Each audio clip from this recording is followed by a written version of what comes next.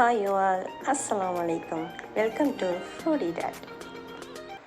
இன்னைக்கு Foody Dadல நம்ம பார்க்க போகிற ரெசிபி மக்லூபா பிரியாணி அல்லது அப்சைட் டவுன் பிரியாணி எப்படி செய்கிறதுன்னு தான் நம்ம சேனலில் இன்றைக்கி நம்ம பார்க்க போகிறோம். இது ஒரு middle eastern recipe, Arab cuisine. நீங்கள் எப்போவுமே ஒரே மாதிரி பிரியாணி பண்ணி போர் அடிக்குதா? அப்போ இந்த மாதிரி செஞ்சு கொடுத்து உங்கள் வீட்டில் இருக்கிற எல்லாரையும் அசத்துங்க. இது வரைக்கும் நம்ம சேனலை சப்ஸ்கிரைப் பண்ணி சப்போர்ட் பண்ண உங்கள் எல்லாருக்கும் என்னுடைய நன்றி. அதே மாதிரி நீங்கள் இப்போ தான் ஃபஸ்ட் டைம் இந்த சேனலை பார்க்குறீங்க அப்படின்னா சப்ஸ்கிரைப் பண்ணிக்கோங்க. பக்கத்தில் உள்ள பெல் ஐக்கானை கிளிக் பண்ணி ஆளுங்கிற ஆப்ஷனை கிளிக் பண்ணிக்கோங்க. அப்போ தான் என்னோடய அப்டேட்ஸ் எல்லாமே உங்களை வந்து சேரும். இப்போ ரெசிபிக்குள்ளே போயிடலாம் வாங்க. இங்கே ஒரு ப்ரெஷர் குக்கரில் நான் 2 டேபிள் ஸ்பூன் ஆயில் சேர்த்துருக்கேன். அது கூட ஹோல் ஸ்பைசஸ், பட்டை, கிராம்பு, ஏலக்காய், பே லீஃப் சேர்த்துருக்கேன். அது கூட ஒரு வெங்காயத்தை ஸ்லைஸ் பண்ணி வச்சுருக்கேன். அதையும் ஆட் பண்ணி வதக்கி விட்டுக்கலாம்.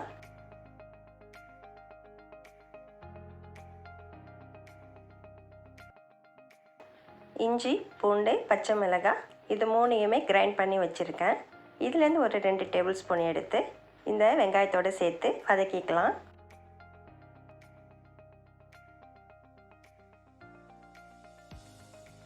இஞ்சி பூண்டு பேஸ்ட் நல்லா வதங்கினதுக்கப்புறம் இதில் ஒரு 1/2 டீஸ்பூன் மஞ்சள் தூள், 1 tablespoon Arabic spice mix இது 2யும் சேர்த்துக்கலாம். அது கூட நான் ஒரு லெமனை ஹாஃபாக கட் பண்ணி நான் காய வச்சுருக்கேன். அந்த ட்ரை லெமனையும் இது கூட சேர்த்துக்கிறேன். நம்ம ஆல்ரெடி அப்லோட் பண்ணியிருக்கிற ஃபரீத் ரெசிப்பியில் இந்த அரபிக் ஸ்பைஸ் மிக்ஸ் இருக்குது. இருந்தாலும் உங்களுக்காக ஷார்ட்டாக இப்போ சொல்கிறேன்.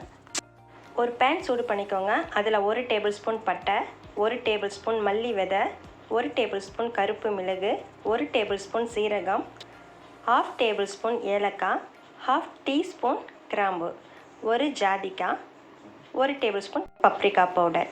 உங்கள்கிட்ட paprika பவுடர் இல்லைன்னா காய்ந்த மிளகாய் 4 சேர்த்துக்கோங்க. இது எல்லாத்தையும் ட்ரை ரோஸ்ட் பண்ணிவிட்டு ஆறுனதுக்கப்புறம் பவுடர் பண்ணி ஸ்டோர் பண்ணி வச்சுக்கோங்க. இதுதான் அரபிக் ஸ்பைஸ் மிக்ஸ்.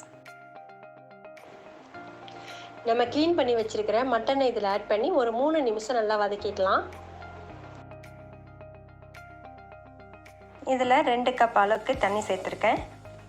அது கூட நமக்கு தேவையான அளவு உப்பு சேர்த்துக்கலாம். இப்போ இந்த குக்கரை மூடிட்டு ஒரு 8 விசில் வச்சுக்கலாம். மட்டன் ஃபுல்லாக குக் ஆகணும். அதுக்கப்புறம் பார்க்கலாம்.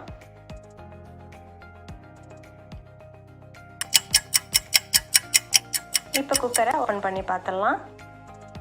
மட்டன் நல்லா குக்காக இருக்குது. இப்போ இந்த மட்டன் பீசஸ்லாம் வேறு ஒரு பவுலில் ட்ரான்ஸ்ஃபர் பண்ணிக்கலாம். ஏன்னா இந்த மட்டன் குக்கான இந்த தண்ணியில் நம்ம ரைஸை குக் பண்ண போகிறோம். மட்டன் குக்கான தண்ணியை பார்த்தீங்கன்னா ஒரு 1.5 கப் இருக்குது. இது கூட 3 கப் பாசுமதி ரைஸை 1/2 அன் ஹவர் ஊற வச்சு எடுத்துருக்கேன். அதை இது கூட சேர்த்துக்கிறேன். இப்போ நமக்கு தேவையான அளவு உப்பு சேர்த்துட்டு 3.5 கப் தண்ணி சேர்த்துக்கிறேன். டோட்டலாக 3 கப் பாசுமதி அரிசி எடுத்திருக்கேன். அதுக்கு 5 கப் தண்ணி சேர்த்துருக்கேன். இப்போ இந்த குக்கரை லிட்டு போட்டு ஒரே ஒரு விசில் வச்சா நமக்கு ரைஸ் ரெடி ஆகிடும். நான் ப்ரெஷர் குக்கர் யூஸ் பண்ணியிருக்கேன். நீங்கள் வேணும்னா ரைஸ் குக்கர்லேயும் இதே மெத்தடில் செய்யலாம். இல்லைனா நார்மலாக பிரியாணி பண்ணுற பாத்திரத்தில் செய்யலாம். அடுத்ததாக கொஞ்சம் வெஜிடபிள்ஸை நம்ம கட் பண்ணி வச்சுக்கலாம். நான் என்ன காய் எடுத்திருக்கேன் அப்படின்னு பார்த்தீங்கன்னா ஒரு வெங்காயம், ஒரு தக்காளி, ஒரு கத்திரிக்காய், ஒரு கேரட், ஒரு உருளைக்கிழங்கு, அப்புறம் குடமிளகாய். இது எல்லாத்தையும் நான் ரவுண்டாக ஸ்லைஸ் பண்ணி வச்சுருக்கேன். அதில் கொஞ்சமாக உப்பை ஸ்ப்ரிங்கிள் பண்ணி வச்சுக்கலாம். நீங்கள் வேணும்னா உங்களுக்கு பிடிச்ச எந்த ஷேப்பில் வேணுமோ கட் பண்ணிக்கலாம். ஆனால் தின் ஸ்லைஸாக இருக்கணும். இப்போது எல்லா வெஜிடபிள்ஸையும் ஒவ்வொன்றா ஃப்ரை பண்ணி எடுத்துக்கலாம். இந்த மக்லூபா பிரியாணியில் பார்த்தீங்கன்னா இந்த வெஜிடபிள்ஸ்லாம் ஃப்ரை பண்ணுறது தான் கொஞ்சம் வேலை. மற்றபடி டக்குன்னு செஞ்சு முடிச்சிடலாம். நான் இந்த ரெசிபியை அடிக்கடி வீட்டில் செய்வேன். ஏன்னா இதில் உள்ள வெஜிடபிள்ஸ் எல்லாம் நம்ம பசங்களுக்கு போய் சேருது.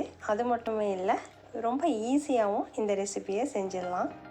அரபிக் ஸ்பைஸ் மிக்ஸ் மட்டும் நம்ம ரெடி பண்ணி வச்சுருந்தோன்னா டக்குன்னு செஞ்சிடலாம்.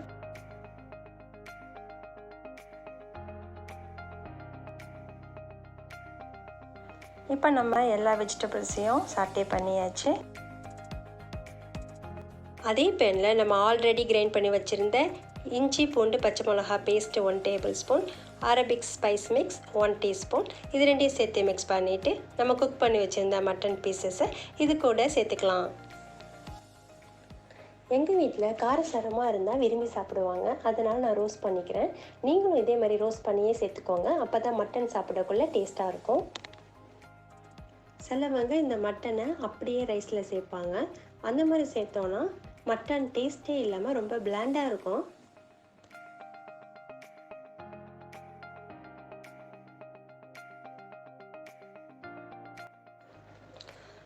ஒரு பேனில் நம்ம சாட்டே பண்ணி வச்சுருந்த வெஜிடபிள்ஸ் எல்லாத்தையும் அரேஞ்ச் பண்ணி வச்சுக்கலாம்.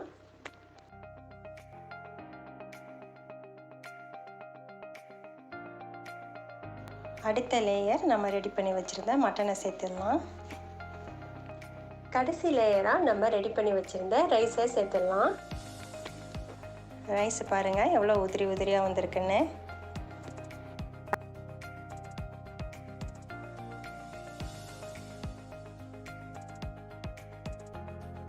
கடைசியாக 1 டேபிள் ஸ்பூன் பட்டர் ஆட் பண்ணிவிட்டு நல்லா ஒரு டைட்டான லிட்டு போட்டு ஒரு 10 நிமிஷம் தம்மில் போட்டுடலாம். இது ஒரு 10 நிமிஷம் தம்மாக இருக்குது. இதை அப்படியே ஒரு தட்டில் ஃபிளிப் பண்ணிக்கலாம்.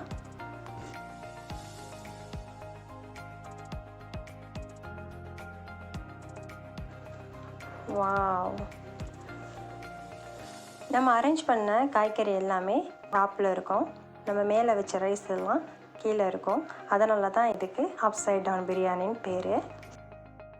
இப்போது இந்த பிரியாணியை டேஸ்ட் பண்ணி பார்த்துடலாம்.